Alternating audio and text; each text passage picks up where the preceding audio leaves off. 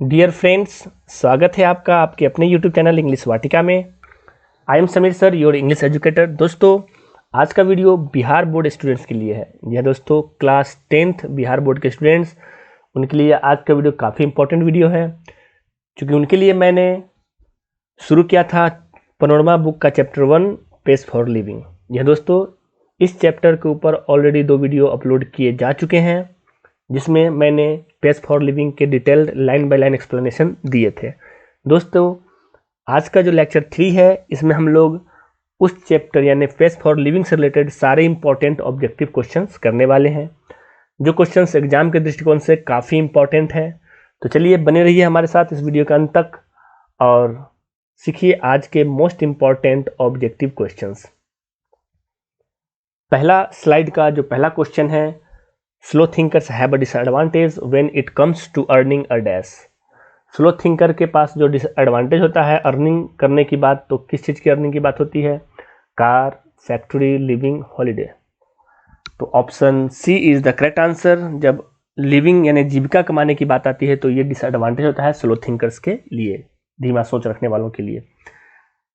Second question, who had the fantastic notion of spending £10 on a holiday.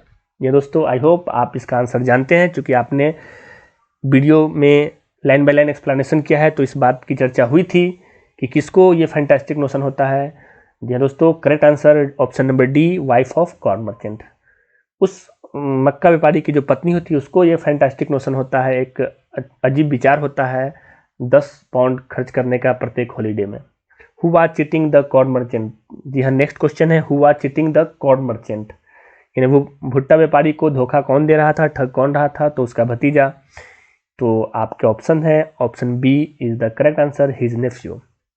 Next question, who didn't dislike the rapid movement of life. जीवन की तेज गति को कौन नापसंद नहीं करते हैं?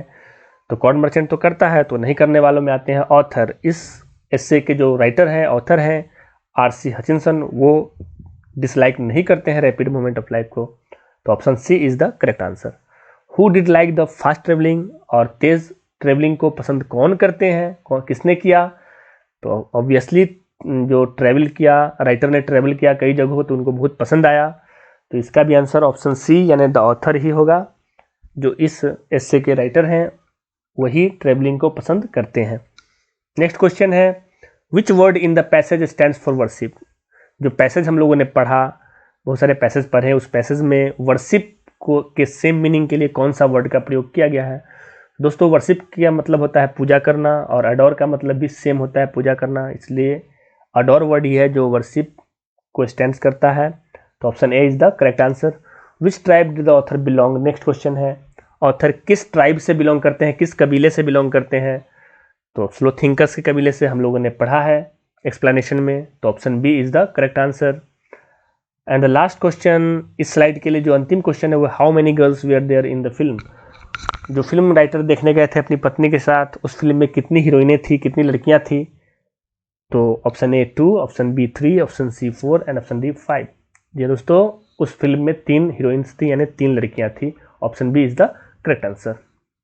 बढ़ते हैं अगले स्लाइड की तरफ, और अगले नए 8 क्वेश्चन जो हैं आपके सामने है। पहला क्वेश्चन है, the author admits that quick travel does not give the traveller the real dash of travel. यानी इस एस्से के जो ऑथर हैं वो इस बात को मानते हैं कि तेज यात्रा ट्रेवलर को रियल में क्या नहीं देती है। तो पेंस नहीं देती है, प्लीजर नहीं देती है, लिविंग नहीं देती है, हॉलीडे नहीं देती है। तो बताइए दोस्तों, राइट आंसर क्या होगा? तो राइट आंसर इसका ऑप्शन बी है, प्लीजर। जी हाँ दोस्तों, रियल प्लीजर ट्रेवल को नहीं मिलता है क्विक ट्रेवलिंग में। Next question 10, people nowadays think dash then ancient time. आज के जो लोग होते हैं वो एंशिएंट टाइम्स के लोगों से डैश सोचते हैं, डीपर सोचते हैं, फास्टर सोचते हैं, लॉन्गर सोचते हैं, स्लोअर सोचते हैं। तो option B is the correct answer, faster सोचते हैं। Next question, the author finds himself in a hopeless situation when he goes towards the dash. Author क्या देखने जाता है तो अपने आप को होपलेस सिचुएशन में पाता है? तो आपको पता है आंसर इसका, सिनेमा। जी हाँ दोस्तों, option A is the correct answer. Cinema में ही राइटर अपने आप को होपलेस सिचुएशन में पाता है। Mental activities of our time tend to follow the pace of dash. जो मानसिक गतिविधियां होती है हमारे समय की, वो किसकी गति को फॉलो करती है? क्या कंप्यूटर गति को, एरोप्लेन्स की गति को, हॉर्सेस की गति को, या मशीन्स की गति को? तो करेक्ट आंसर होगा ऑप्शन डी। जी हाँ दोस्तों, option D is the correct answer. जो मेंटल एक्टिविटीज जो होती है वो मशीन्स के पेस को फॉलो करती हैं। अगला क्वेश्चन, क्वेश्चन नंबर 13 देखते हैं। The writer of the pace for living belongs to the tribe of. जी हाँ दोस्तों, इस प्रकार क्वेश्चन पिछले स्लाइड में आ चुका है, लेकिन दोस्तों एग्जाम में क्वेश्चन किसी भी प्रकार से पूछा जा सकता है, इसलिए हम लोग हर तरह से क्वेश्चन को घुमा फिरा कर इस वीडियो मैंने दिया है। तो आप प्रत्येक क्वेश्चन को सही ढंग से तैयारी करेंगे, देखेंगे, और एग्जाम में जिस प्रकार से भी क्वेश्चन आप आंसर करेंगे। तो ये क्वेश्चन कई बार रिपीट भी हुए हैं इस वीडियो में, इसलिए आप सभी तरह के प्रश्नों को अच्छे ढंग से बारीकी से देखेंगे और सीखेंगे। The writer of the pace for living belongs to the tribe ने किस ट्राइब से? तो मैंने आंसर बता दिया है, स्लो थिंकर के ट्राइब से राइटर बिलोंग करते हैं, यानी option B is the correct answer for the question number 13। And the question number 14 is in the pace for living R C. Hutchinson discusses, यानी पेस फॉर लिविंग में R C. Hutchinson discuss करते हैं किस मुद्दे पर? पहला मुद्दा happiness of man, agony of modern man, the dilemma of people, या नन ऑफ दिस। तो आई थिंक आप जानते हैं करेक्ट आंसर ऑप्शन बी है, the agony of modern man, यानी आधुनिक आदमी के एगोनी पर डिस्कस किया गया है। इस चैप्टर में दुख, यातना, पीड़ा पे डिस्कस किया गया है। Next question is the author of the story the pace for living enjoyed going in a car at dash, यानी इस स्टोरी के जो ऑथर है वो एंजॉय करते हैं कार में कितनी स्पीड में जाने पर? तो 90 miles an hour, 80 miles an hour, 60 miles an hour, 70 miles an hour. तो correct answer is option number A, 90 miles an hour. जी हाँ दोस्तों, 90 मील प्रति घंटे की रफ्तार से जाने पर राइटर क्या करते हैं? एंजॉय करते हैं इस स्पीड को। In the essay the pace for living the corn merchant is, यानी इस एस्से में पेस फॉर लिविंग में कॉर्न मर्चेंट क्या है? कॉर्न मर्चेंट है क्या? एन एम्बिशियस मैन है, एन एडवेंचरस मैन है, एन एंग्शियस मैन है, या नन ऑफ दिस। क्या वह एक एम्बिशियस मैन है या एडवेंचरस? तो आप जानते हैं कि वो बहुत ही चिंताओं से घिरा हुआ व्यक्ति रहता था, तो इसलिए इस option C is the correct answer, यानी कॉर्न मर्चेंट आपका एंग्शियस मैन है। आई होप आपने इस नए 8 प्रश्नों को भी अच्छे ढंग से सीख लिया। बढ़ते हैं नेक्स्ट स्लाइड की तरफ, यानी अगले 8 नए प्रश्नों की तरफ। इसमें पहला प्रश्न है weak hearted means same as, यानी वीक हार्टेड का सेम मीनिंग क्या होता है? ऑप्शन 4 आपके सामने है, क्विकी, फ्रिकी, डिकी, डिस्पियर। ये दोस्तों आपने वर्ड्स याद किए हैं तो आपको याद होगा dicky means weak hearted person, यानी कमजोर दिल वाला। तो C option is the correct answer. Next question, the elderly corn merchant was a man of. ये दोस्तों ये क्वेश्चन फिर से एक बार दूसरे तरीके से पूछा गया। तो कॉर्न मर्चेंट किस तरह का व्यक्ति था? वेल्थी, प्रॉपर्टी वाला, डिकी, या एंग्जाइटीज, चिंताओं वाला? तो मैंने बताया अभी जस्ट, तो option B is the correct answer, वो चिंताओं से घिरा हुआ व्यक्ति था। Next question, the man's complaint was so gloriously irrelevant to his, यानी उस बूढ़े व्यापारी का जो कंप्लेंट, शिकायत थी, वो उसके किस चीज़ से इररिलेवेंट थी, यानी असंगत थी, मेल नहीं खाती थी? तो उसके करेक्टर से मेल नहीं खाती थी, या उसके माइंड से मेल नहीं खाती थी, या उसके सिचुएशन से मेल नहीं खाती थी, या कंट्री से, देश से? तो दोस्तों करेक्ट आंसर होगा सिचुएशन, स्थिति। जी हाँ दोस्तों, option C is the correct answer. Corn merchant के सिचुएशन से ही उसका जो शिकायत था वो मेल नहीं खाता था, असंगत था। The next question is the speaker adores the machine that hurl one about it. जो स्पीकर है यानी राइटर है इस एस्से के, वो एडोर करते हैं, पूजा करते हैं उन मशीनों की जो हर्ल करते हैं किसी को अबाउट एट, किसके चारों ओर? हर्ल का मतलब चारों ओर घुमाना।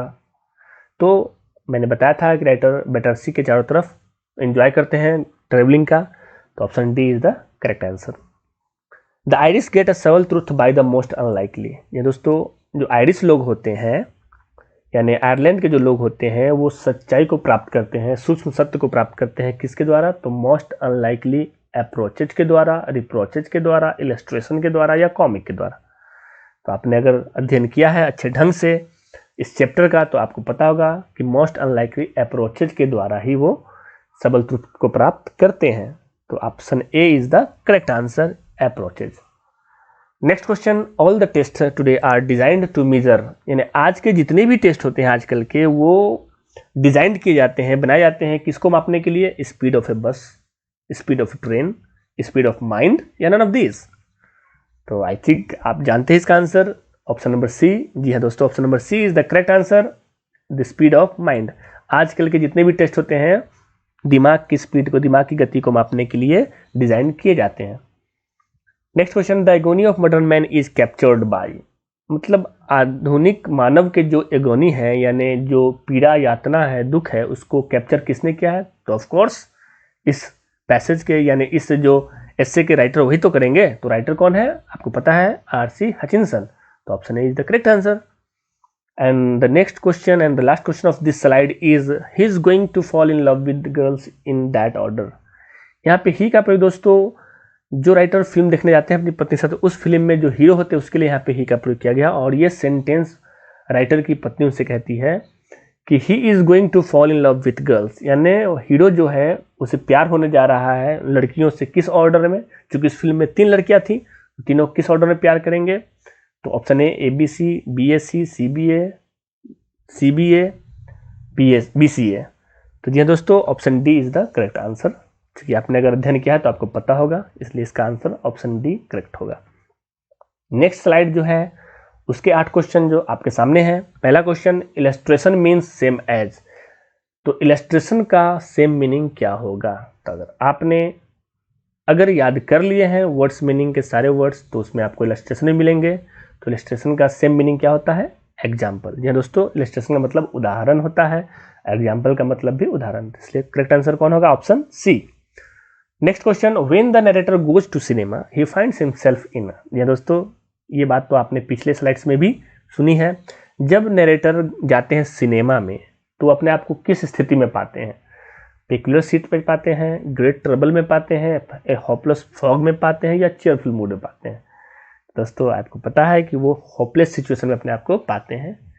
तो आपका करेक्ट आंसर क्या होगा? Option C, a hopeless fog.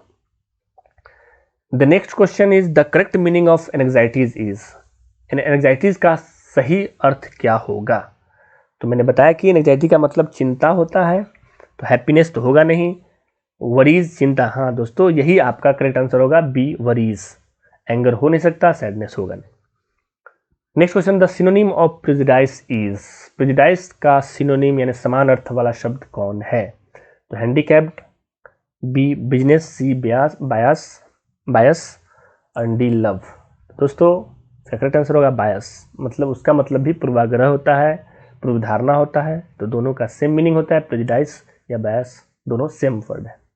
तो option C is the correct answer. Next question, which of the following words is an adjective. जी हाँ दोस्तों, ये formation of words related question मैंने बनाया है इसमें। तो देखा जाए इसमें कि इन 4 वर्ड्स में एडजेक्टिव को पहचानना है। तो मेंटली, मेंटेलिटी, माइंड, मेंटल। दोस्तों इसका जो एडजेक्टिव फॉर्म माइंड का जो होगा वो होगा मेंटल। तो आपका डी करेक्ट आंसर है। और ए जो मेंटली है वो एडवर्ब है, बी मेंटलिटी भी नाउन है और सी माइंड भी नाउन है। तो बच गया ऑप्शन डी मेंटल, ये आपका एडजेक्टिव फॉर्म है। Next question, who did like fast travelling. ये क्वेश्चन तो एक बार और मैंने पिछले स्लाइड्स में किया है। तो मैंने बताया था कि इसमें कुछ क्वेश्चन रिपीट भी हो गए हैं, इसलिए चिंता नहीं करना है, सीखते चलना है। तो आप इसका आंसर जान रहे हैं, option C is the correct answer, the author. The antonym of rapid is. या दोस्तों अब एंटोनिम की बात की जा रही है, यानी विपरीतार्थक शब्द रैपिड का क्या होगा? रैपिड का मतलब तेज होता है, तो उसका अपोजिट क्या होना चाहिए? आपको पता है आंसर। तो option B is the correct answer, यानी स्लो।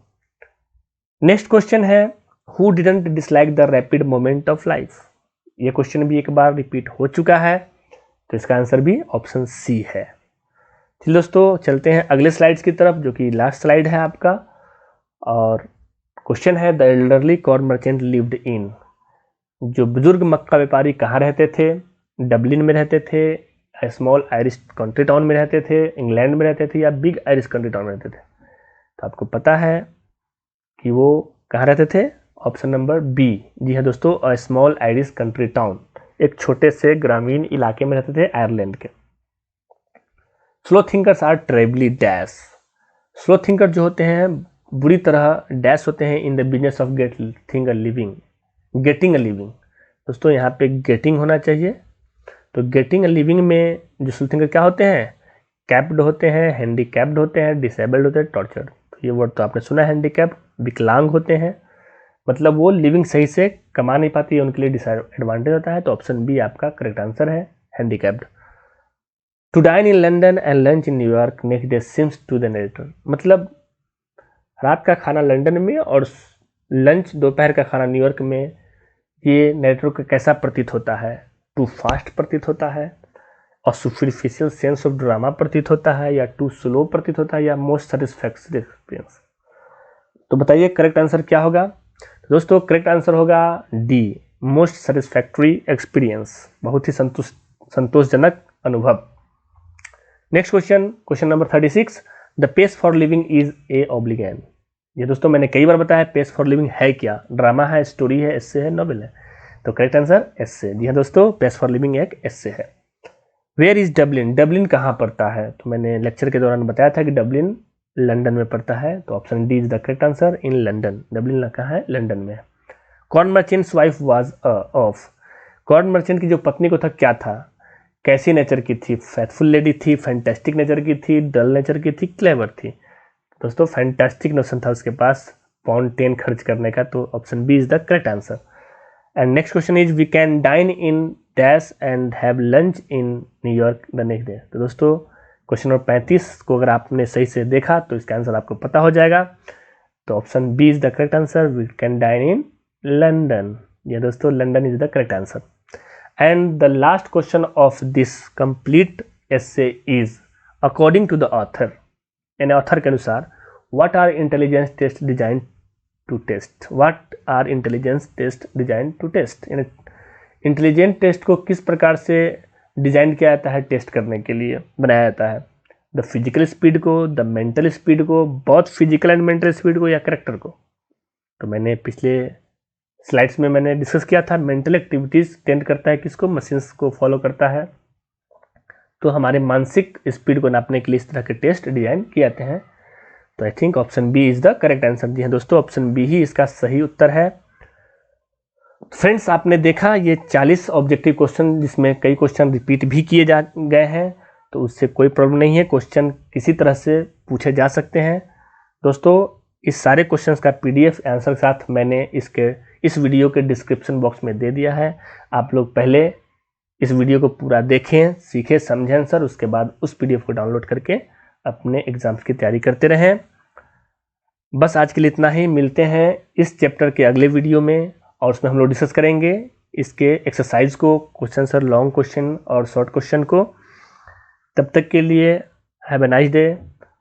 उम्मीद है आज का वीडियो आपको पसंद आया। लाइक करें, शेयर करें, सब्सक्राइब करें। Thank you.